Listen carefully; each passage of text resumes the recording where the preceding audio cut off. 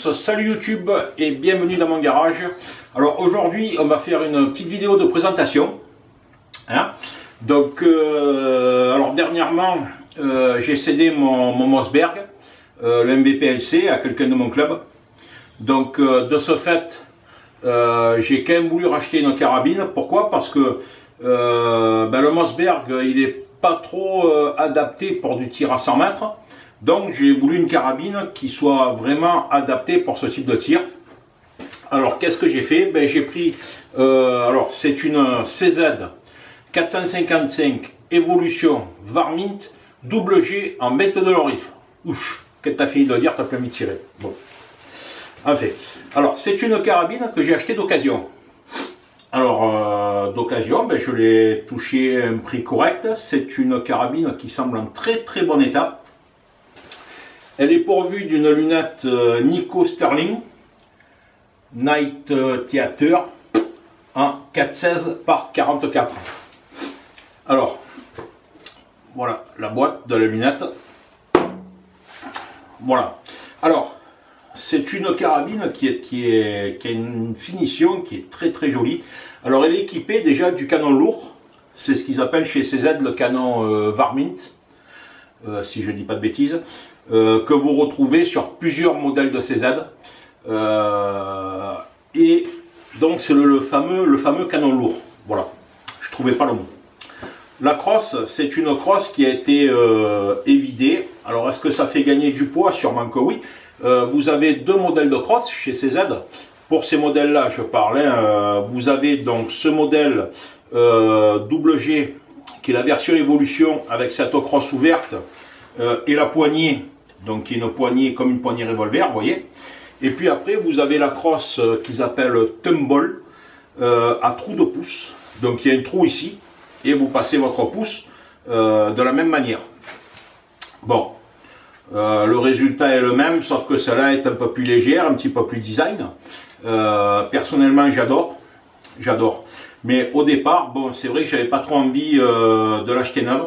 Alors c'est vrai que vous trouvez aujourd'hui, vous la trouvez à un prix très très correct, à 500, un peu moins de 550 €. Moi je l'ai vu pour la moins chère à 512 € sur Armurerie Française. D'ailleurs j'ai commandé les munitions chez eux, je les attends pour pouvoir tirer. Je l'ai vu à 512 €. Voilà, alors vous avez cette version bleue et puis vous avez une version verte et grise. Bon, je suppose que le bois est teinté, c'est du lamelé collé. Lamelé collé, pardon. Alors, elle est très très douce au toucher. On sent qu'il y a quand même un aspect de finition qui est vraiment au top, quoi, hein. Alors, ce qui va vous faire rigoler, c'est que j'ai acheté cette carabine et c'est pas du tout ce que je voulais.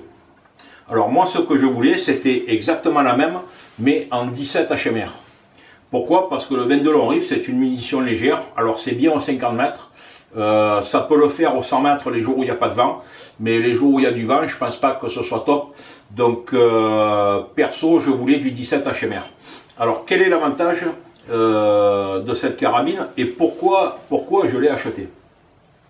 Eh bien tout simplement parce que sur ce modèle de CZ à canon Varmint, vous pouvez changer le canon pour un prix modique. Voilà. Alors, vous pouvez, moyennant 2 vis à retirer, changer le canon et mettre un canon en 17 HMR ou en 22 Magnum. Alors, la munition 22 Magnum, elle est quand même relativement chère. La 17 HMR, elle n'est pas donnée non plus. Faut compter aux alentours de 16 à 18 € la boîte, selon les armuriers. Une munition de chez Ronadi. Mais par contre elle a quasiment la même vélocité en sortie de canon qu'une balle de 308, puisqu'une balle de 308 est aux alentours des 780 mètres à peu près en sortie de canon, alors que le 17 HMR est à 770 mètres également. Sauf que la munition est quand même plus légère, donc pour un tir à très longue distance, bien sûr elle n'est pas forcément adaptée. Mais pour un tir à 100 ou 200 mètres, je pense que le 17 HMR c'est le top. Alors, du fait que j'ai pris la 22 long rifle, ça va me permettre de faire plusieurs tirs. bien évidemment, tout en changeant le canon sans en ayant trop de contraintes. Voilà. Alors, ce canon n'est pas fileté pour mettre un silencieux. Alors aujourd'hui, tout le monde est là avec des silencieux, ça ne sert à rien parce que sur les stands de tir, vous êtes le seul avec votre silencieux et tous les autres ont des fusils normaux. Donc je ne vois pas l'intérêt, vous êtes quand même obligé de tirer avec le casque. Voilà. Donc ce canon n'est pas dans une version filotée.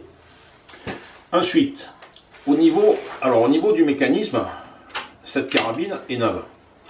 Alors c'est très souple. Voilà. Et donc la gâchette, je ne vais pas percuter. Le propriétaire m'a dit avoir changé le ressort. Alors c'est vrai que j'ai vu sur pas mal de vidéos où certains disaient que la détente était relativement dure. Alors si je dis pas de bêtises, j'ai vu hier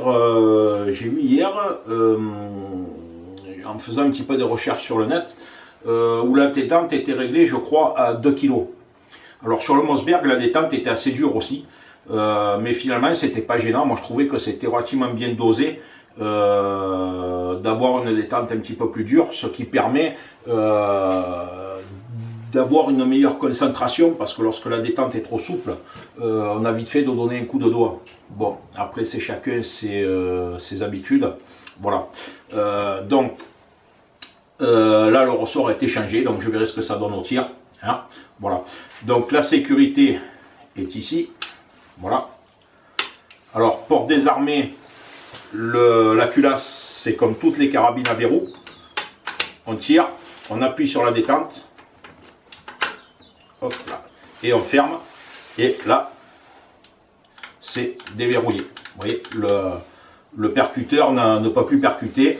Il est en position 0. Si vous ne faites pas ça, ben, dès que vous allez appuyer sur la détente, ça va percuter. Alors pour sortir, chaque carabine a son système. Pour sortir la culasse, ben, on appuie sur la gâchette, on tire et voilà, ça sort. Donc voilà la culasse. C'est CZ, hein, c'est propre, c'est net, c'est nickel, il n'y a rien à dire. Impeccable. Je m'alanguis de voir ce que ça donne. Donc là pareil, on rappuie et hop, vous voyez, on ferme et là, on ne peut plus percuter. Voilà. Donc je me languis de voir ce que ça donne au tir. Hein, voilà. La carabine en soi, elle fait un petit peu plus de 3 kg. Alors moi j'ai commandé en même temps que les munitions, toujours chez Armurerie Française. Ça c'est le chargeur d'origine. 5 coups en polymère. Très bien, pas de souci, rien à dire. Donc moi j'ai commandé le même en polymère, Armurerie Française, pour un 10 coups. Alors je ne sais pas si c'est 9 ou si c'est 10, il y en a qui disent que c'est 10. Je crois que c'est 9 dans le chargeur et une dans la culasse. Donc c'est 9 coups, c'est pas 10. Donc je vous dirai ça lorsque je l'aurai reçu. Alors il est également bien placé puisqu'il est 10 € de moins par rapport à toutes les autres armureries. Hein, voilà. Voilà pour cette carabine. Ensuite, au niveau de la lunette. Alors la lunette, je ne sais pas ce que ça vaut, c'est une Nikko Sterling. Il y a un truc qui m'a un petit peu échappé quand même, c'est que lorsqu'on regarde la référence de cette lunette sur internet, elle dispose des tourelles où on peut zéroter dessus. Alors zéroter la tourelle, ça signifie que vous réglez votre tourelle, et puis lorsque votre tir est réglé, par exemple, allez, je vous dis n'importe quoi, à 50 mètres, vous remontez, peu importe le fabricant, vous remontez, vous descendez, ils ont tous leur système, vous remettez votre tourelle à 0. Donc ça ne dérègle pas votre tir, vous tournez la tourelle à vide, vous la remettez à 0. Et par exemple, si après vous tirez à 100 mètres, vous êtes obligé de refaire un réglage. Donc vous savez qu'en partant de 0, pour tirer à 100 mètres, il faut rajouter 3 clics ou 4 clics, ou peu importe, donc c'est beaucoup plus facile. Là, la tourelle, a priori, elle ne se zérote pas sur celle-là. Je ne sais pas pourquoi. Voilà, on est sur des tourelles classiques. Hein. Alors pour zéroter, je suppose qu'il faut démonter les deux petites vis qui sont là, remettre à 0. Moi, c'est un vrai merdier, quoi. Voilà. Bon, alors... Pourquoi? Je ne sais pas, c'est le modèle 41644 hein, de chez Nikko Sterling, et théoriquement elle aurait dû avoir ce type de tourelle. Alors est-ce que c'est une évolution de la lunette ou est-ce que c'est un ancien modèle? J'en sais rien. Bon, bref. Voilà, elle dispose également du réglage de parallaxe, du zoom et de la netteté, donc il y a absolument tout, voilà. Voilà, donc au niveau de la crosse, c'est une prise en main qui est très agréable. Voilà. Personnellement, je rajouterai sur cette carabine sûrement un bipied.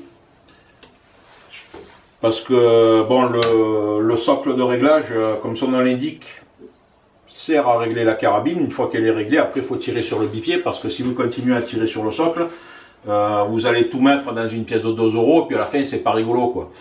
C'est un petit peu ce qui est arrivé avec le Mossberg, c'est que le Mossberg, vous mettez 5 tirs dans une pièce de 2 euros, mais quand vous avez mis 5 tirs dans une pièce de 2 euros, à la sortie vous avez un gros trou sur la cible.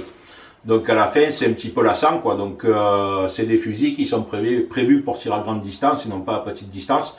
Là sur du 22 long rifle ou du 17 HMR, vous pouvez le faire à 50 ou 100 mètres. Alors je vous rappelle également que moi dans ma région, des stands de tir à 300, 400, 500 mètres et plus, il n'y en a pas. Voilà. Donc on est obligé de s'adapter. Au stand de tir dont on dispose. Moi là où je vais c'est 50 mètres maxi en 22 long rifle au RCM et 100 mètres maxi sur le club de tir de Pépin, donc j'ai pas trop le choix. Les autres stands de tir étant toujours complets, archi complets, on peut pas y aller tirer comme celui de Vitrolles où c'est à 200 mètres. Voilà, sauf que sur celui de Vitrolles, il faut être licencié là-bas, alors je verrai peut-être dans l'avenir. Voilà. Donc voilà pourquoi j'ai acheté cette carabine. C'est pour faire des tirs de précision sur courte distance. Voilà. Après, que vous dire de plus au niveau de la présentation? Voilà, la finition elle est au top. C'est du CZ. La carabine est très agréable à prendre en main.